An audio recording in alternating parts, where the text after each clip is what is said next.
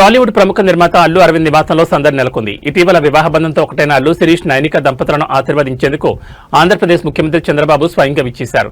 రాజకీయ రణక్షేత్రం నుంచి కాస్త విరామం తీసుకుని పాత మిత్రుడి కుటుంబంతో చంద్రబాబు గడిపిన ఈ క్షణాలు ఇప్పుడు ఆసక్తికరంగా మారాయి.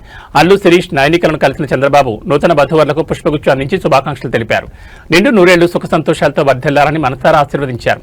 తమ నివాసానికి వచ్చిన ముఖ్యమంత్రికి అల్లు అరవింద్ కుటుంబ సభ్యులు సాదర స్వాగతం పలికారు. ఈ సందర్భంగా అల్లు అరవింద్ సీఎంను శాలువాతో సత్కరించి ఒక ప్రత్యేక జ్ఞాపకం బహుకరించారు. చాలా కాలంగా అల్లు కుటుంబానికి నారా కుటుంబానికి మధ్య అత్యంత సన్నిహిత సంబంధాలున్నాయి. రాజకీయాలకు అతీతంగా సాగే ఈ స్నేహబంధం ఈ భేటీతో మరోసారి స్పష్టమైంది.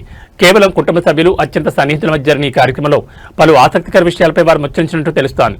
అల్లు శిరీష్ వివాహం తర్వాత అటు మెగా కుటుంబం ఇటు నందమూరి నారా కుటుంబాల మధ్య ఈ రాకపోకలు మెగా అభిమానులు కూడా కొత్త ఉత్సాహం నింపుతున్నాయి. నూతన దంపతులకు వివాహ శుభాకాంక్షలు తెలియజేశారు.